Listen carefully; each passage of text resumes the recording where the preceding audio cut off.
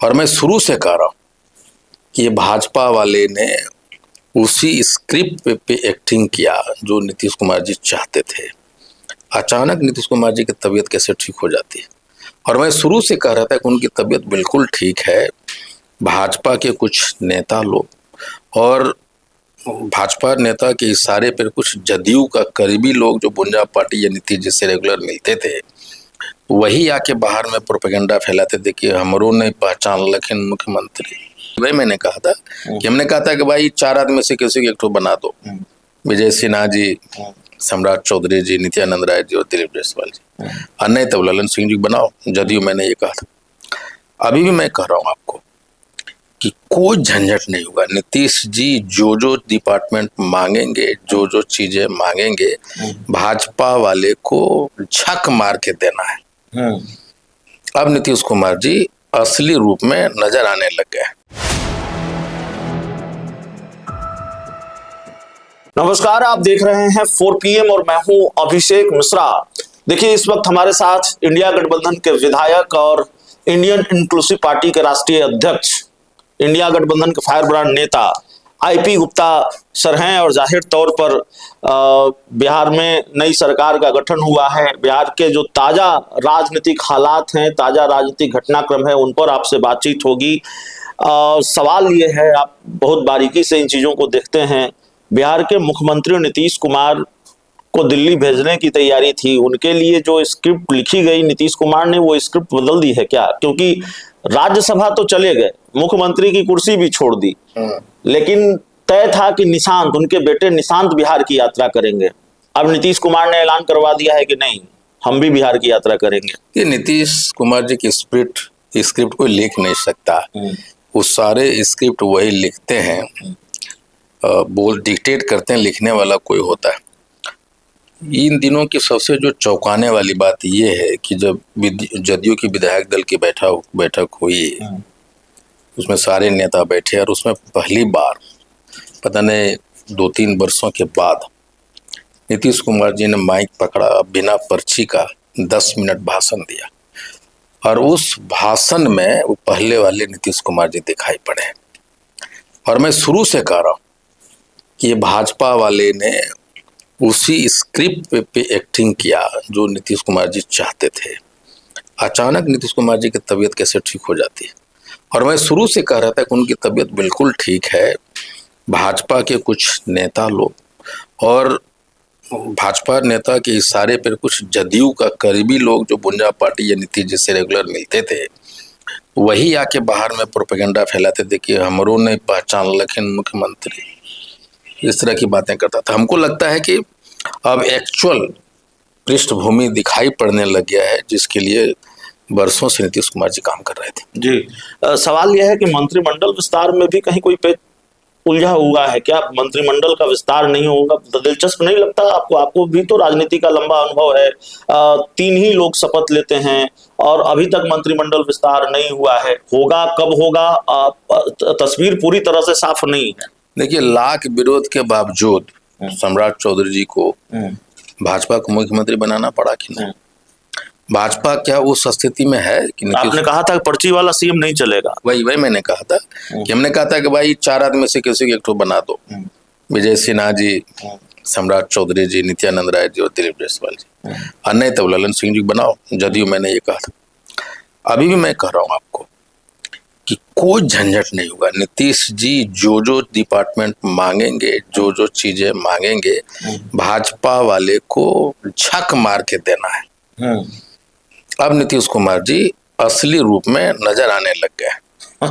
हाँ, और सम्राट चौधरी जी को अगर कोई संरक्षण दे सकता है और जिन्होंने उनको बनाया है, वही उनको बनाए रखना, जब तक चाहेंगे तब तक वो बने रहेंगे। जब तक नीतीश कुमार चाहेंगे सम्राट चौधरी बने रहेंगे। बिल्कुल बने रहेंगे। आप ये देखते हैं, चर्चा बहुत है कि भारतीय जनता पार्टी में बहुत नाराजगी है सम्राट चौधरी के CM बनाए जाने को लेकर, और विजय सिन्हा डिप्टी CM नहीं बनाए गए हैं, उनका डिमोशन हुआ है, उसको लेकर भी वो जिस वोट बैंक का प्रतिनिधित्व करते हैं वहां नाराजगी है। देखिए, भाजपा में बिहार में अगर किसी नेता को मैं सबसे ज्यादा पसंद करता हूं तो निश्चित तौर पे वो विजय सिन्हा जी हैं। वो इंसान चाहे जहाँ भी मंत्री पद में रहे हैं, उन्होंने बिल्कुल स्पष्ट रूप से अपनी मंशा दिखाई और नियत दिखाई, और वो काम करने में एक अलग लैंडमार्क निश्चित तौर पे उन्होंने स्थापित किया है विजय सिन्हा जी। हाँ, भले उनके जदयू वाले, भाजपा वाले उनके रोड़ा अटकाते हैं, लेकिन निश्चित तौर पे देखिए, जो भाजपा वाले से ज्यादा आरएसएस में बेचे नहीं। भाजपा वाला नेता कने वो सब आयाती थे ना। वो भाजपा कहता था नरेंद्र मोदी की कांग्रेस मुक्त बनाएंगे ना, वो तो कांग्रेस युक्त हो गया। उनके यहाँ अपना नेता है ही नहीं है, सब अलग अलग पार्टी का नेता को बुला बुला के रखे हुए। आरएसएस में बेचैनी है निश्चित तौर पे, और आरएसएस से जो भी नेता बने हैं, जो आरएसएस बैकग्राउंड के हैं, उनको लगता है कि यार हम जब अपना पूरा जिंदगी दे दिया आरएसएस को, भाजपा को, 13 बरस से शाखा में गए, शादी ब्याह नहीं किए, और जब फल काटने का मौका आया तो भाई कौन कौन बन जा रहा है मुख्यमंत्री, जो भाजपा के नहीं है, जो आरएसएस का तो बेचैनी तो है, उनके तो आते मरोड़ रहा है। नीतीश कुमार के बारे में कहा जा रहा है कि उन्होंने एक तीर से कई शिकार किए हैं। एक तरफ सम्राट चौधरी को मुख्यमंत्री बनाया, उसका क्रेडिट भी लिया, वीटो लगाया सम्राट चौधरी को लेकर कि भाई यही मुख्यमंत्री होने चाहिए जो चर्चा चल रही है, तो एक खास वोट बैंक को खुश किया। उसके बाद विजय सिन्हा को लेकर एक खास समाज में नाराजगी है बीजेपी में। दूसरी तरफ नीतीश कुमार ने उसी समाज से आने वाले विजय चौधरी को डिप्टी सीएम बना दिया, एक विजेंद्र यादव को डिप्टी सीएम बनाकर एक खास वर्ग को खुश कर दिया।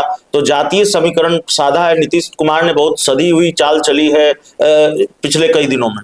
देखिए, सोशल इंजीनियरिंग के तो मास्टर हैं। उन्होंने किस तरह से अपने वोट बैंक बनाए या अभी तक उनके तो मास्टर हैं वो, इसमें कोई दो राय नहीं है।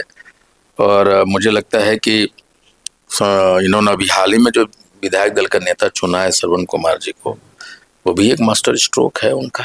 आपको लेकर बहुत सवाल हमसे भी पूछे जाते हैं, बहुत सारे कमेंट भी आते हैं, सोशल मीडिया पर चर्चा चलती है, अटकलबाजी चलती है, कयासबाजी चलती है। इसलिए चलती है कि आप डिमांड में है। अभी देखिए, हाल ही में आपने एक कार्यक्रम किया, उसमें बिल्कुल शक्ति प्रदर्शन किया, अपनी ताकत का एहसास भी कराया और लगातार कराते रहे हैं। बिहार की सभी पार्टियों को, इंडिया गठबंधन के नेता हैं आप, और जाहिर तौर पर इंडिया गठबंधन में महत्वपूर्ण जगह है आपकी। यह भी इसीलिए है कि अपनी ताकत का एहसास आपने लगातार कराया है। ऑफर अब भी आ रहे हैं एनडीए की तरफ से, क्योंकि ताकत तो है आईपी गुप्ता के पास। देखिए, वो लगातार अभी भी लोग आ रहे हैं, लेकिन मेरा सिर्फ एक ही कहना है कि आप सिद्धांत को अगर राजनीति से हटा देंगे तो आपकी राजनीति अल्पायु हो जाती है। कुर्ता बंडी आपने नहीं सिलवाया है मंत्री बनने के लिए। मैं शुरू से कह रहा हूँ कि राजनीति बड़ी होती है, मंत्री पद बड़े होते हैं, और अक्सर लोगों में ये धारणा होता है ना कि बहुत लोग कंफ्यूज रहता है कि आईपी गुप्ता करेगा क्या, क्योंकि वो नॉर्मल ट्रेडिशनल राजनीति करते हैं और मैं बिल्कुल इनोवेटिव, आज का जो जमाना का राजनीति वो करता हूँ। वही 90 वाला सोच है उन लोगों के पास में। अगर हम नीतीश जी को तारीफ करते हैं, कहते हैं कि ना आधा उधर है, मन आईपी गुप्ता को एनडीए तरफ और शरीरवा इधर है। अब मैं कहता हूँ कि नई राजनीति करना है, कि नीतीश जी अगर अच्छे काम कर रहे हैं तो करें, हम उनका सपोर्ट करेंगे, उस काम में हो रहे कमियों की तरफ इशारा करेंगे। आपके कंधों पर एक बड़ी जिम्मेवारी है। बड़ी जिम्मेवारी ये है कि राज्यसभा चुनाव में तो इंडिया गठबंधन हार गया, लेकिन राज्यसभा चुनाव के बहाने आपने एक बड़ा खेल किया जिसका जिक्र मैं बार बार करता हूं। उसका क्रेडिट जाता है और आप ही को जाता है। आप बीएसपी और एआईएमआईएम, खासकर एआईएमआईएम जैसी पार्टी को इंडिया गठबंधन में ले आए, जिसकी गुंजाइश नहीं थी। एआईएमआईएम और तेजस्वी यादव के बीच क्या तलखी है सबको मालूम है। कभी विधायक भी तोड़ लिए थे तेजस्वी यादव ने, दोस्ती का ऑफर ठुकराया था।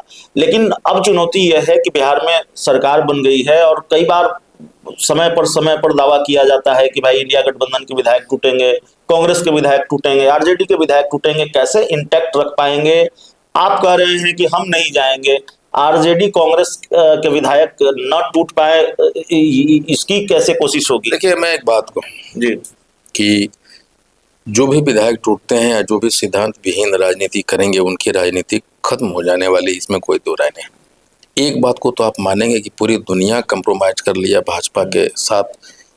एक परिवार है, एक राजनीतिक दल है, आदरणीय श्री लालू प्रसाद यादव जी, उनके सुपुत्र श्री तेजस्वी यादव जी, उन्होंने नहीं किया और इसीलिए उनके बिना नाम का बिहार में राजनीति नहीं हो पाता है। और मेरा हमेशा इसे मानना है कि संक्रमण काल के जब पुराने नेताओं से नए नेताओं पे बिहार की बागडोर संभाली गई आई है, तो उसके इस संक्रमण काल के पहले मुख्यमंत्री बने हैं श्री सम्राट चौधरी जी। वहां से अब नए नेताओं के दौर चालू हो। आखिरी सवाल है, आपकी फ्लाइट लगातार उत्तर प्रदेश में लैंड हो रही है, कितनी सीटों पर लड़ने की तैयारी है? अकेले लड़ेंगे या अखिलेश यादव से कोई बातचीत की कोशिश भी होगी? देखिए, बिहार में भी मैंने जब पार्टी रजिस्ट्रेशन नहीं हुआ था तब भी कहा था कि गठबंधन में लड़ेंगे जी। कल तक पार्टी रजिस्टर नहीं है, आज तक बोल रहा हूँ कि लड़ूंगा, तो उसी तरह मैं करूँ, वहां भी गठबंधन में लड़ेंगे। वहां भी गठबंधन में लड़ेंगे, बिल्कुल। और मैं चाहूंगा कि ये जो भारतीय जनता पार्टी का जो नीतियां है उसके खिलाफ में मुझे जहां भी लड़ना पड़ेगा।